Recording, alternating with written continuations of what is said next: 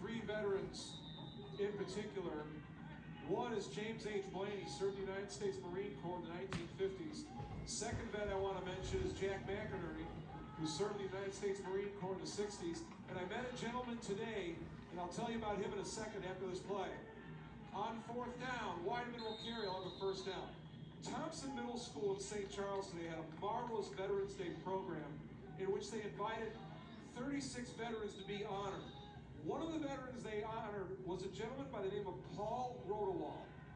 He is the grandfather of our friend Matt Rodewald. And Paul served in the United States Army right after World War II in the 40s.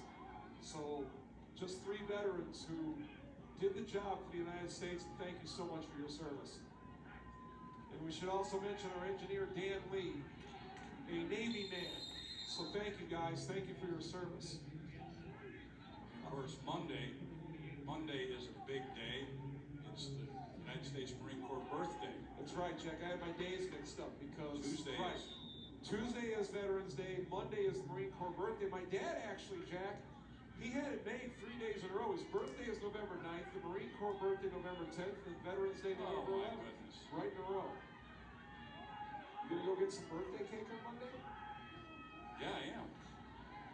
I'll ask you the other question in a moment. Screened out to Gaston, he'll have a first down to 45. Do you have the sword? The sword to cut it with? No, that's an officer's sword. Actually, Marine Corps, maybe some of our fans at home with the score 25-3, Marine Corps tradition is the oldest and the youngest Marine in a room are served. The oldest Marine officer will cut the cake, and then the first two pieces of cake go to the oldest Marine in the room and the youngest Marine in the room. And they toast the cake and take a bite, and then the rest is all for everybody else. And it doesn't last long. No, it doesn't. First down and 10. Weideman fires, and it goes in and out of the hands of his intended receiver, Zeiger. It'll be second down and 10. Just a good job coming right over the middle. Football's pretty well thrown right here. Just a little high.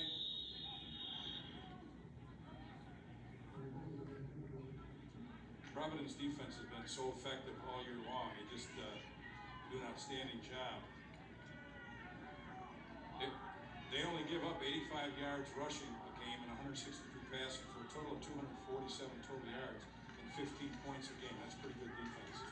Weideman will keep, and it gets hard at turning upfield after a 2-yard gain. Vasquez was there on the tackle. It'll be third down and 8. Brendan O'Hara also helping out making the stop. Saw the Brother Rice coaches here doing a little scouting, maybe anticipating a matchup with St Rita in the Catholic League playoffs. Could be. We've seen Brian Batke's Brother Rice Crusaders several times this year. Of course, Brian Batke had a great year. That Brother Rice team was just fun to watch. They had an outstanding year, knocked off some outstanding teams, and a lot of people thought that they were one of the big teams to be contending for the 8A state championship. They lost last week in a tough football game to the defending 8A champ Naperville Central. Gaston gets it in space, got away from the first tackler, picked up about 5 before he was forced out of bounds.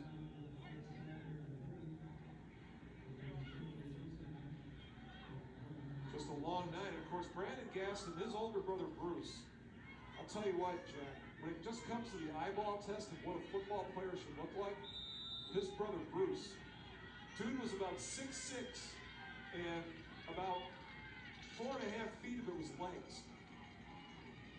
Defensive end here on St. Rita. St. Rita 2 out of 3 on fourth down. They're down by 24. They have 9.5 left here in the fourth quarter. And he's with the Miami Dolphins. And Mustangs will work it up the middle. They will get close, but not quite. They'll be short by about 1.5 yards. So Providence gets the ball with 9.5 left. Well, Providence has shown to be the very effective team that they've been all year long. And St. Rita is not a bad football team. They're just running up against a buzzsaw. And Providence has gotten better every single week. And that's the key to a championship team. What's amazing is the amount of points that Providence has scored week in and week out. If you throw out the game against Loyola that they lost where they scored 7, Joliet Catholic held him to 21, and that's the lowest anybody held them in a game that Providence won. That was the first game of the year. Downfield, and Nope. Beller did not come up with it. Incomplete. And then the week 2 of the season, Providence came out and they put 56 on the board against Manuka.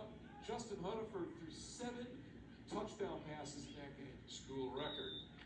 And right now he's sitting as the number 3 quarterback in the history of Providence. And the records that he will be breaking are going to be happening after this game. Stats are taken and the next week, because that's right where he's at. He's that close to being the top man in Providence in both yardage, passing, completions, touchdown passes, the whole package. Warfield takes the screen pass. He'll get upfield for a gain of about 6 yards on the play before he's brought down. And what's interesting about all the statistics that he has had this year, as far as throwing the football, the offensive coordinator, Luke Sefner, talks about in the summertime, that's all he did was study film. And he worked with the coaches afterwards and before. He wanted to get this offense down pat, because last year this was not their offense. And Hunniford will pull it down very quickly. Landstrom brought him down. It'll be a loss of about a yard on the play. 3rd down coming up. Fourth down, and Providence with the big lead will punt it away. Pekino will go back to receive this kick. And Zach Pitch will be punting with the win. Last year's offense for Providence was mostly an I formation team because they were a running team. They had an outstanding tailback, and of course Hunniford had an outstanding year throwing the football, but it was mainly off of play action. And so this year they changed the offense, knowing that they really, coming into the season, didn't really have a tailback as much as the one that they had lost. Now Warfield obviously has come into his own and proven that to be a difference maker for him this year. McKenna going to try and make something happen from his own 16. He's got some blocking. Can he get to the outside? He does. But he'll be taken down at the 37-yard line. Time for the Rita offense to come back out onto the field. 7:50 remaining in the 4th quarter. Game of the week continues coverage of the 2014 high school football postseason with state quarterfinal action. Turn on CN100 on Saturday, November 15th and Sunday, November 16th at noon and 4 p.m. to see who will advance to the semifinal round. For additional air dates and times and exact game information, visit CN100.tv. Where will we be next weekend? A lot of possibilities. Maybe a Lincoln Way East Mount Carmel? That would be a heck of a game. Heck of a game. We saw Lincoln Way East earlier in the year, and they are really good. They came back and beat Homewood Flossmoor in an outstanding game. That's another exciting team, is Homewood Flossmoor. Weideman in trouble, got rid of it. We said at the top that Providence might have the best receivers in the state. Well, Lincoln Way East isn't far behind. And a long night for Weideman and the St Rita Mustangs.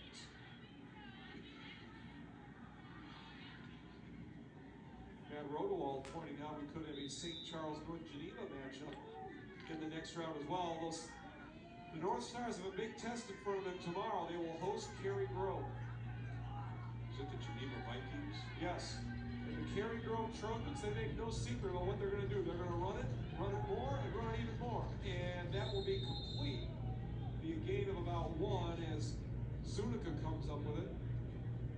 By the way, speaking of St. Charles North, your good friend Mark Gould, he retired from St. Charles North, but did you know he's still coaching?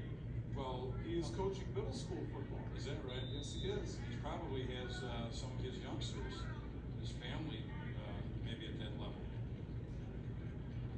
And I think he also coached Matt Rodewald in '94 at Geneva.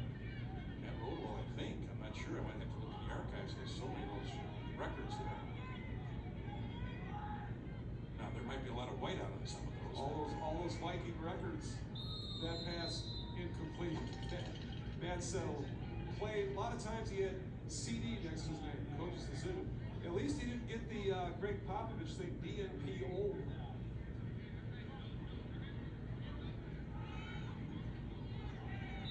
Mustangs will go for it on 4th down and 9 from their own 43-yard line. So what's ahead for Providence? Well, they'll have to wait. We'll have to wait for the outcome of the normal community Wheaton-Warrenville South game. Well, and the Mustangs and Todd Kuska still have a future here. And of you can't diminish what St. Rita has done. Last year they were 12-2. Weideman downfield, and it's caught, but not in bounds, incomplete. Let's go to Vikings legend Matt Rotowald. Matt? Oh, stop it with the legend stuff. No need for that. I was on the field, but not very much, to be honest. All right, let's look ahead here a little bit for Providence, because it looks like it's in pretty good shape at this point, because you're talking about matchups with Normal or Wheaton South. Either one of them would be at home. But they're matchups that would avenge playoff losses. So if you remember that Normal team, the Ironmen, Hud Venerables team back in 2007, it was a 29-0 loss back then. So keep that in mind. That was the last time that Providence played Normal. As far as when the last time they played Wheaton South, you got to go back to 2011, a first-round matchup that was highly talked about, if you remember the brackets coming out that year, and that was a 23-16 win for the Tigers. So it'll be interesting to see how we get these pedigree teams that are 5-4 getting into the tournament and just continuing to move on. Wheaton South, Mount Carmel, two of those. That 2011 game was a CN100 game of the week, as a matter of fact. Yeah, you get down to this point of 7A and 8A, and you know what? It doesn't matter who you play. You're going to play somebody good. And the level, a 7A team can play with an 8A team and vice versa. I mean, really the level of competition and coaching in the Chicago area is outstanding. Nice run, and that will be Warfield taking it down to the 26-yard line, and he's well over 100 yards now. It's interesting, you go back to 2 years ago, Providence didn't have a quarterback. Remember, they had a quarterback get hurt, a kid leave school, and all of a sudden, they moved Dominic Lagone from running back to quarterback. They ran a pure option because they didn't have anybody else. And then Lagone moved back to running back last year when Hunterford became the quarterback. That's a big stop as Warfield is taken down by Gerald Whitaker. Well, right now, it obviously is in Providence's hands. You can see backside right there, just coming flat down the line of scrimmage and making an excellent play. But Todd Kuska's done a great job here at St. Rita with the program. 17 years he's been the head coach, 154 wins, 59 losses, won a state title. That turns out, when you turn those into numbers that you can think about, 9 wins a year over a period of 17 years. That's a pretty darn good record right there, and it matches pretty close to Frank Linty with Warfield will try the right side, cuts up along the hash marks, and he'll be down to about the 23-yard line. Whitaker into the tackle again, and Todd Kuska averages 9 wins per year. You play 9 regular season games in high school football a year, so to average 9 wins, you're getting to the playoffs every year. It's an amazing statistic. And the other part, like on the other side of the coin for Mark Coglianese for Providence, he followed a legend. How tough is that to follow a guy that really started the program in Providence and led it to 300 wins and 9 state titles, and then you take over for that man? Hunterford back to throw, got it out quickly, and that was batted down by Jordan Brand. Matt Seffner, when he retired, was the all-time winningest high school football coach in the state of Illinois. He was then passed by his good friend Gary Carhonen, and then passed by his Catholic League compatriot Frank Linton. Frank is still coaching and will be coaching for quite a while, so those numbers just keep going up. Maybe Chris Carhonen has the best chance of catching Frank. There is Matt Seffner. He's got the blue hat. You can always tell Matt by the blue hat. And you know what that hat is? That's from Oh, this is a great. Hang on with that. Let's get that out. This is a great story about the hat. 4th and 6. Hunterford rolls out. He will throw. Look into the end zone. Has his man, and that should be touchdown, and it is. Beller gets his feet in, and the Celtics on a roll with 4.5 left. This was just a bullet on the money, and this is one of the reasons why Hunterford is so good, because he had Beller just running a pattern right to the cone at the front of the end zone. Hunterford delivered the ball to the cone, and Beller got there at the right time, and it's a touchdown. And that story about Matt Seffner's hat, and he's a legendary coach. He wore that hat all the time when he was coaching. That was given to his son, and it's from St. Mary Nativity Church, where originally from 1959 to 1962, Providence had to hold their classes there before they actually built the high school. But here just shows you a great effort of throwing the football on the run. That's just outstanding coaching and timing, and just some really good athletes right there. He knows exactly where he is, where to get his feet down. What a throw. Only he could get it, or it's out of bounds. But getting back to the story about Matt Zeffner right there, that's the hat. His son had given it to him, and it's kind of a legendary thing with Providence. He wore that all the time, and he wore that in the first game of the year when it's about 105 degrees. He's got that hat on from St. Mary Nativity Church. And what's interesting is the school actually, Providence was established in 1880, but it did not take its name as Providence Catholic High School until 1962. There was one of the buildings was condemned in 1959, and then they built another building, and it was taken over by the order of the St. Augustine. I know that you knew that. Yes, well, these schools are both Augustinian schools. So the name change was actually in 1985. It became Providence Catholic High School.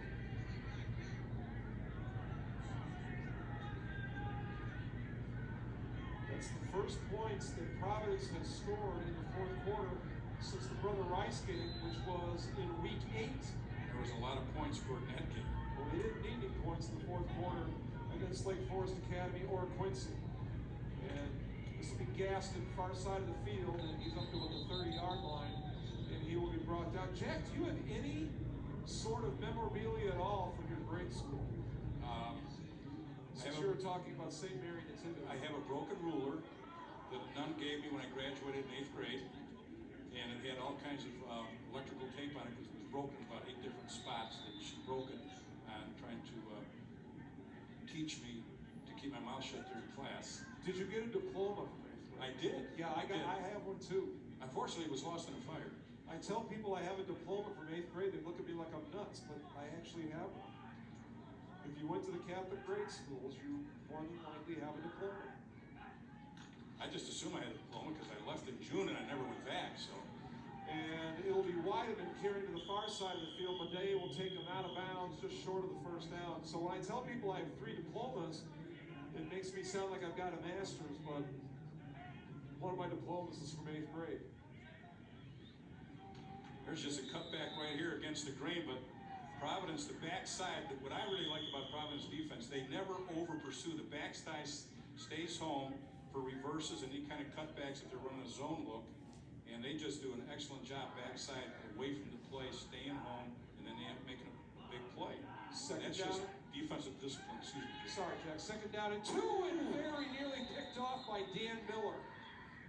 And in case you're wondering why St. Rita has all their guys still in the game, well, folks, they're going to have a game next week. They're going to be in the Catholic League playoffs, so might as well keep getting guys reps. And Providence still has, you know, he's looking right there, picking that ball off, and he's one of their starters. Dan Miller's been very active.